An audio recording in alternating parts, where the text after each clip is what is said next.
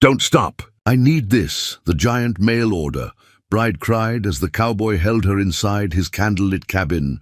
Don't stop! I need this. That's what the giant mail-order bride cried as the cowboy held her inside his candlelit cabin, and in that moment, sitting together on the bed, surrounded by flickering candles, everything she'd been holding inside for 26 years finally broke free.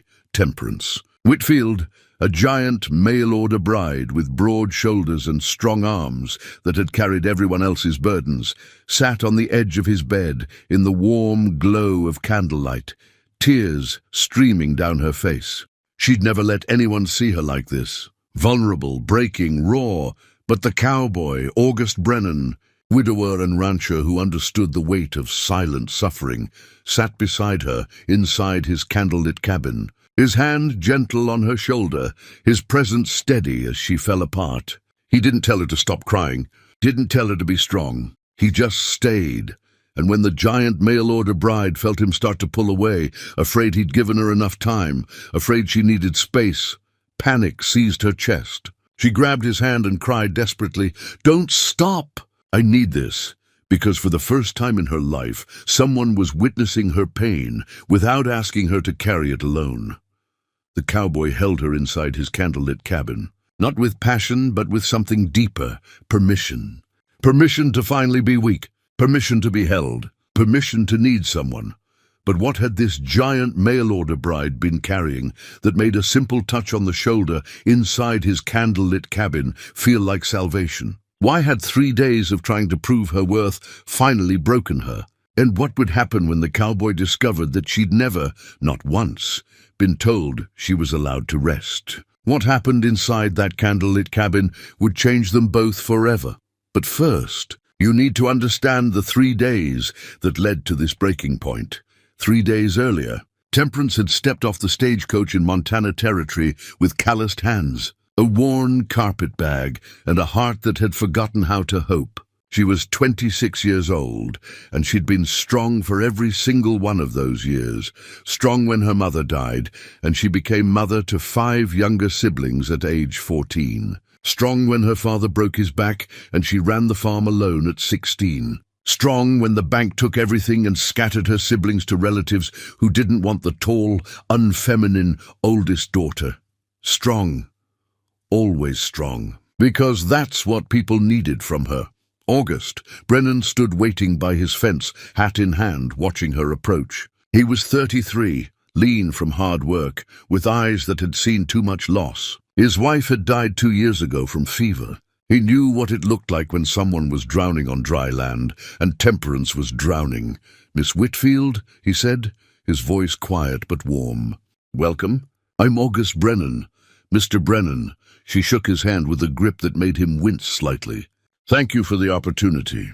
I know I'm not what most men want in a wife, but I promise you won't regret this. I can work harder than any man. Let's get you inside first," August interrupted gently.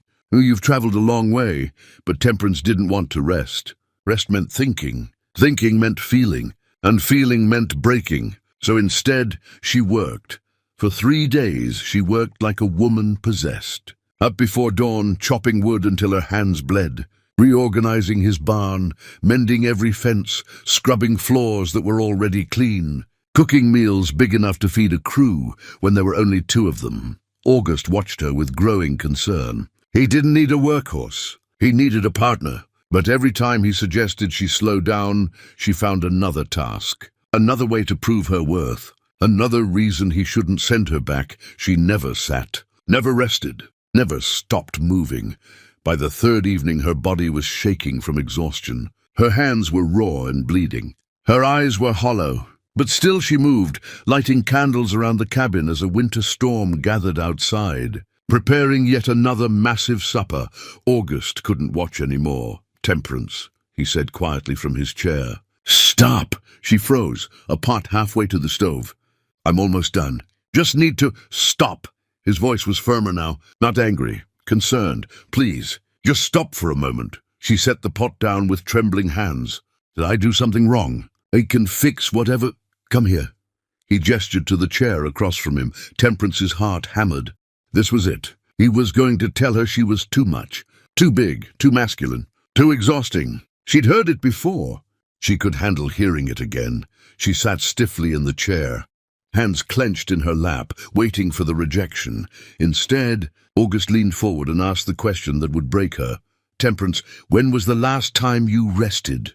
The words hit her like a physical blow. She opened her mouth to answer, closed it, tried again. Nothing came. "When was the last time," August continued softly, "that someone asked if you were tired, if you needed help, if you were okay?" Temperance's throat closed, her vision blurred. I don't. You don't remember." August's voice was gentle but devastated. "Do you?" And that's when the first crack appeared in her arm. A single tear slid down her cheek. She wiped it away furiously. "I'm sorry. I don't know why I'm—" "Don't apologize," August stood and crossed to her. "Please don't apologize for being human. But I'm supposed to be strong. I'm always supposed to be—" Her voice broke completely. August knelt in front of her chair, looking up at her towering frame. "You've been strong for everyone else your whole life, haven't you?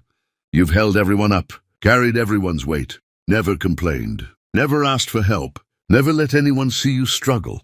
Temperance couldn't speak, could only nod as tears streamed faster.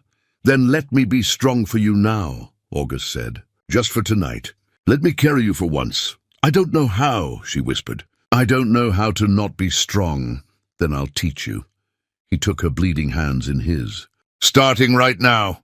Come with me." He led her to his bedroom, where candles already burned on every surface. He'd prepared this while she cooked, creating a space of warmth and softness. The storm howled outside. Inside, the candlelight danced across wooden walls, creating shadows that felt like safety.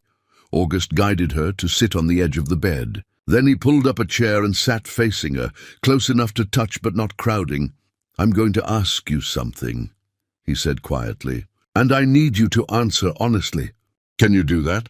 Temperance nodded, unable to trust her voice. "What do you need right now? Not what you think you should need, not what you think I want to hear.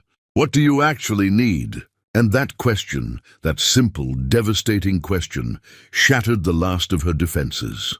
Her face crumpled. Her broad shoulders shook. A sound came from deep in her chest, something between a sob and a gasp, like she'd been holding her breath for years, and finally could exhale. "I need—" The words stuck in her throat. "I need someone to hold me. I need to not be strong. I need—" She covered her face with her bleeding hands. "I'm so tired. I'm so tired of holding everything together. I'm so tired of being the one everyone leans on. I'm so tired." August moved from the chair to sit beside her on the bed. Slowly, carefully, he reached out and placed his hand on her shoulder. That gentle touch, that simple, tender contact was her undoing. Temperance turned and collapsed against him, her tall frame folding into his arms as sobs tore through her body. 26 years of unshed tears, 26 years of carrying weight no one should carry alone. 26 years of being strong when what she needed was to be held, and August held her. His arms wrapped around her broad shoulders. His hand cradled the back of her head. His body steady as she shook with grief and exhaustion and relief, so overwhelming she thought it might kill her. When she felt him shift, just slightly, maybe to adjust his position, panic shot through her. She grabbed his shirt with both fists and cried out desperately, "Don't stop! I need this." August froze at the desperation in her voice. Then his arms tightened around her, pulling her closer instead of letting go. "I'm not stopping," he murmured against her hair. "I'm not going anywhere. I'm right here, Temperance. I'm right here." She sobbed harder, her fingers still clutching his shirt like it was the only thing keeping her from drowning. "I'm sorry. I'm so sorry. I shouldn't be like this. I should be stronger. I should—" "No." August's voice was firm but gentle. He pulled back just enough to cup her face in his hands, forcing her to look at him. His thumbs wiped away her tears even as new ones fell. "No more shoulds. No more apologizing for being human. You've been strong enough. You've been strong for everyone else. Now it's time to let someone be strong for you." "But I'm too big," Temperance whispered, her voice breaking. "I'm too tall, too strong, too much. Men don't want to hold women like me." They want someone they can protect, someone delicate, someone real, August interrupted. Someone honest, someone brave enough to admit when they're hurting. His eyes held hers, brown and warm in the candlelight. That's you, Temperance. That's exactly you. You don't understand. She tried to pull away, but he wouldn't let her. My whole life I've been too much. Too big for pretty dresses. Too strong for men to feel needed. Too capable to deserve tenderness. My own father used to say I was built for work, not for loving. August's jaw tightened with anger, not at her, but at every person who'd made her believe that lie. Your father was wrong, was he? Temperance's voice was bitter. Look at me. I'm 6 feet tall. I can lift as much as most men. I have calluses on my calluses. What man wants to hold a woman who's bigger than he is? What man wants— I do. The words came out fierce, certain. I want exactly this. You in my arms, finally letting yourself be held. Finally admitting you need someone. That's not weakness, Temperance. That's the bravest thing I've ever seen. She stared at him, tears still streaming down her face. Why would you want this? Want me? Because I know what it's like to carry weight alone. August's voice went quiet, heavy with his own grief. My wife, Emma, she was sick for 6 months before she died. And I held everything together. Ran the ranch. Took care of her. Never complained. Never broke down. Because I thought that's what strength looked like. He paused, his own eyes glistening. But the day after her funeral, I was alone in this cabin and I realized something. I'd been so busy being strong that I'd never let myself grieve. Never let myself be weak. And it nearly destroyed me. Temperance's breath caught. What did you do? I collapsed. Right there on the floor. And I cried for 3 days straight. He smiled sadly. My neighbor found me, got me on my feet, made me eat. And he said something I'll never forget. He said, son, being strong doesn't mean never breaking. It means being brave enough to break in front of someone who'll help you put the pieces back together. Fresh tears spilled down Temperance's cheeks. Is that what you're doing? Helping me break so I can be put back together? No. August shook his head. I'm helping you break so you can finally breathe. You don't need to be put back together, Temperance. You were never broken. You were just carrying too much alone. Something shifted in her chest. Some locked door she'd been guarding her whole life creaked open. I don't know how to do this. How to let someone help me. How to not be strong. Then let me show you. August stood and held out his hand. Trust me. Just for tonight. Can you do that? Temperance looked at his outstretched hand, calloused, strong, steady, offering not to take from her, but to give to her, to hold her, to carry her weight for once. She placed her bleeding, trembling hand in his. August led her to the head of the bed, where pillows were stacked against the wooden headboard. Sit back, he said softly. Lean against the pillows. She did, feeling awkward and exposed. Her long legs stretched out on the quilt. Her broad shoulders pressed against the pillows. She took up so much space. Too much space, but August didn't seem to notice or care. He sat beside her, then gently guided her to lean against him, her head resting on his chest, his arm around her shoulders. Feel that? He murmured. My heartbeat? She nodded against his chest, hearing the steady rhythm beneath her ear. That's real. That's here. That's me telling you that you're safe, that you can rest, that I've got you. Temperance closed her eyes, fresh tears leaking from beneath her lids. I don't remember the last time someone held me like this. Like I matter. Like I'm worth taking care of. You do matter. You're worth everything. His hand stroked her hair slowly, rhythmically. Tell me about them. Your family. The people you held up for so long. And in the warm glow of candlelight, with the storm raging outside and his arms solid around her, Temperance finally let herself remember. Let herself speak the grief she'd carried in silence. My mother died when I was 14, she began, her voice raw. Fever took her in 3 days. And suddenly I was the mother to 5 children. The youngest was only 3 years old. My father, he tried, but he was drowning in grief. So I stepped up. You were just a child yourself, August said quietly. I didn't have a choice. Someone had to feed them, clothe them, comfort them when they cried for mama. Her voice cracked. I was 14, and I was rocking a 3-year-old to sleep every night, telling him Mama was in heaven, when I wanted to scream that I needed my Mama too. August's arm tightened around her. Oh, Temperance. 2 years later, my father broke his back falling from the barn roof. Couldn't work. Could barely walk. So I ran the farm, 16 years old, doing the work of 3 men, ploughing, planting, harvesting. My siblings helped when they could, but they were still so young. It all fell on me.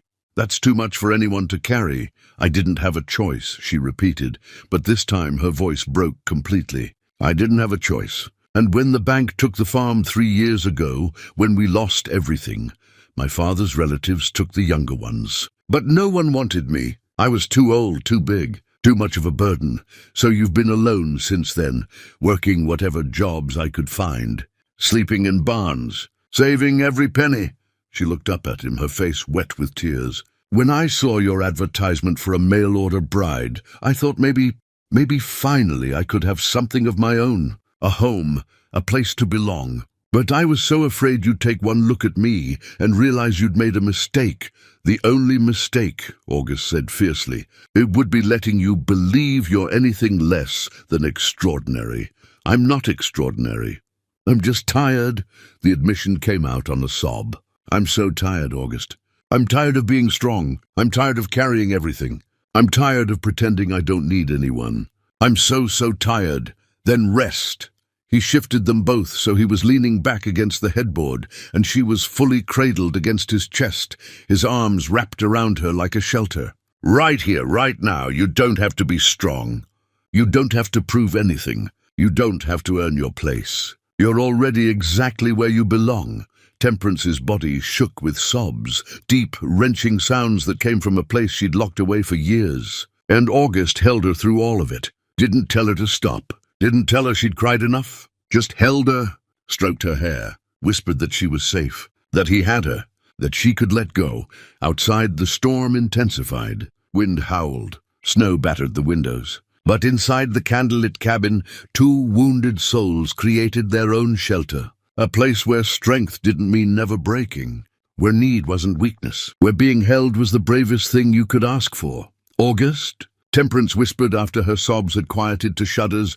Yes, thank you for seeing me, for asking if I was tired, for her voice caught, for not letting me keep pretending I'm fine. You don't have to pretend anymore. Not with me. Not ever. He pressed a kiss to the top of her head. Whatever you need, whether it's to cry or talk or just be held in silence, I'm here. I'm not going anywhere. She tilted her head back to look at him, her eyes red and swollen, but clearer than they'd been in years. What if I need this every day? What if I'm not as strong as you think I am? Then I'll hold you every day, and you'll discover that needing someone doesn't make you weak. It makes you human. It makes you real. It makes you exactly who you're supposed to be. Temperance searched his face, looking for doubt, for regret, for the inevitable moment when he'd realized she was too much trouble. But she found none of it, just steady brown eyes that saw her, really saw her, and didn't look away. I think I'm falling in love with you, she whispered, shocked by her own honesty. August smiled, sad and warm and full of understanding. I know I'm falling in love with you. Have been since I watched you work yourself to exhaustion, trying to earn something you already had. What did I already have? A home, a place, someone who wants you exactly as you are. He cupped her face again. You never had to earn any of it, Temperance. It was yours the moment you stepped off that stagecoach. She kissed him then, desperate and grateful and tender all at once. Not passionate, but profound. A kiss that tasted like tears and hope, and the beginning of healing. When they pulled apart, she whispered again, Don't stop. Please don't ever stop seeing me like this. I won't, August promised. As long as you need this, as long as you need me, I'm here.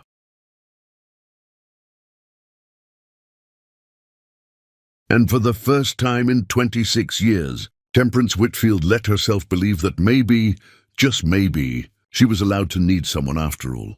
They stayed like that for hours, wrapped in each other's arms, while the candles burned low and the storm raged outside. Temperance's breathing eventually steadied, her tears finally spent, but she didn't pull away. She stayed pressed against August's chest, listening to his heartbeat, feeling the rise and fall of his breathing. Safe. She felt safe. August? Her voice was hoarse from crying. Can I ask you something? Anything. She hesitated, then pushed forward. When you placed that advertisement for a mail-order bride, what were you hoping for? August was quiet for a moment, his hand still stroking her hair. Honestly, I was hoping for someone real. Someone who understood loneliness. Someone who wouldn't expect me to be something I'm not. He paused. What made you answer it? Desperation, Temperance admitted. I'd been rejected by so many men. Too tall, too strong, too masculine. I thought maybe someone desperate enough to advertise for a bride wouldn't care what I looked like. Wouldn't care that I wasn't delicate or pretty or... Stop. August's voice was firm. He shifted them both so he could look directly into her eyes. I need you to hear something, and I need you to believe it. You are beautiful. Not despite your height or your strength, because of it. You're magnificent, Temperance. She looked away, unable to accept his words. You're just being kind. I'm being honest. He turned her face back to his.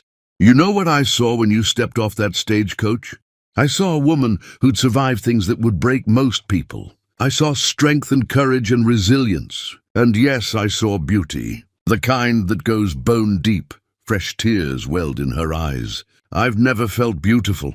Not once in my entire life. Then let me show you.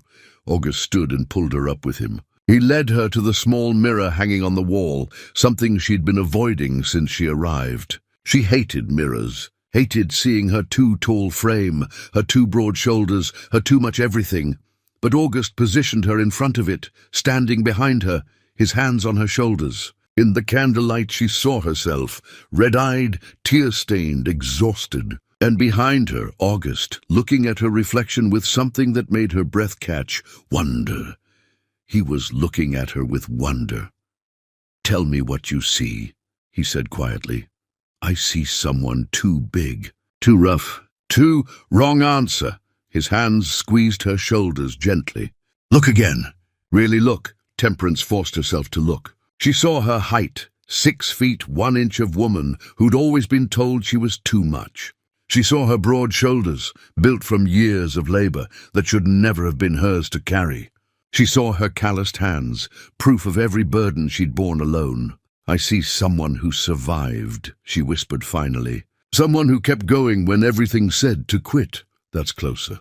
August's arms wrapped around her waist from behind. I see a woman who raised 5 children when she was still a child herself. Who ran a farm at 16, who lost everything and still found the courage to hope for something better. I see the strongest person I've ever met. And I see the woman I'm going to spend the rest of my life making sure knows she's loved. Temperance's breath hitched. The rest of your life? If you'll have me. He met her eyes in the mirror. I know we've only known each other 3 days. I know this is fast. But Temperance, I've never been more certain of anything. You're exactly what I've been searching for. What I've been praying for. She turned in his arms, looking up at him with wide eyes. You really mean that? Every word. He cupped her face. So here's what I'm asking. Stop trying to earn your place here. Stop working yourself to death to prove your worth. Stay because you want to. Stay because you choose me the way I'm choosing you. Stay because maybe, just maybe, you're ready to let yourself be loved.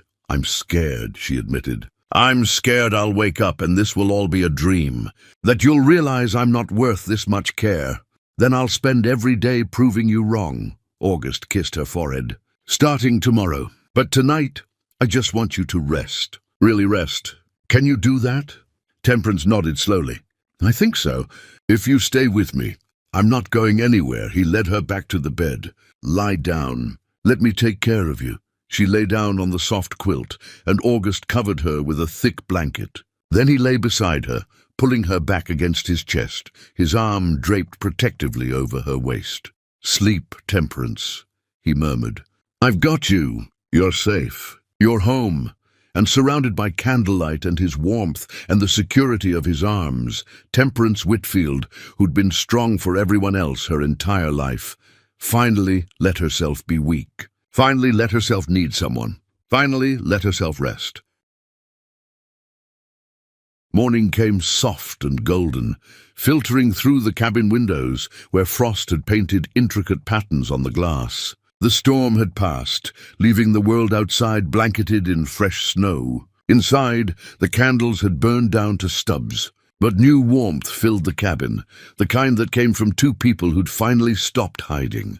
Temperance woke slowly, wrapped in warmth and safety she'd never known. August's arm was still around her waist, his breathing steady and even behind her. For a moment she lay perfectly still, afraid that moving would break the spell, afraid this feeling would disappear. But then August stirred, and his arm tightened around her. "Morning," he murmured against her hair. "Morning." Her voice was rough from sleep and tears, but lighter somehow, like something heavy had been lifted from her chest. "How do you feel?" Temperance thought about it. Really thought. Different, lighter, like I can finally breathe all the way. She turned in his arms to face him. "Thank you for last night, for holding me, for not letting me keep pretending. You don't have to thank me for that." August brushed a strand of hair from her face. "That's what love does. It sees you at your worst and stays anyway. Love." Her heart skipped. "You really meant that? What you said last night about spending the rest of my life with you, about loving you?" He smiled. "I meant every word. I know it's fast. I know we barely know each other. But Temperance, when you know, you know. And I know I want to wake up next to you every morning. I want to be the person who makes sure you never have to be that strong alone again." Tears welled in her eyes again, but these were different. These were tears of relief, of hope, of finally being chosen not for what she could do, but for who she was. "I want that too," she whispered. "I want to stay.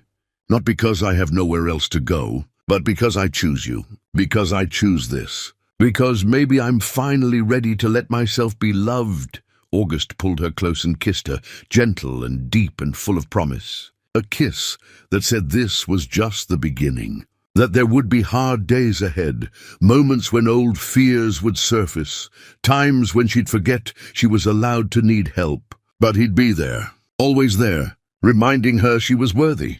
She was loved. She was home. When they finally pulled apart, both breathing hard, Temperance laughed, a real full laugh that surprised them both. "I can't believe I cried for hours last night. I must look terrible. You look like someone who finally let themselves feel everything they'd been holding back." August traced her cheek with his thumb. "You look beautiful.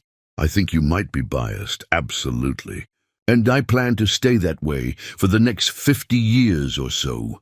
They spent the morning together in easy comfort, making breakfast side by side, talking about everything and nothing, learning each other without the weight of performance. Temperance didn't rush to prove her worth, didn't exhaust herself with unnecessary tasks. She just existed, just was, and discovered that being herself, tired, wounded, healing, was exactly enough.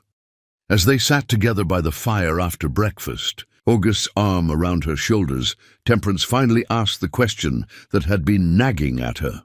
"What changed? Last night, I mean. What made you finally ask me when I'd last rested?"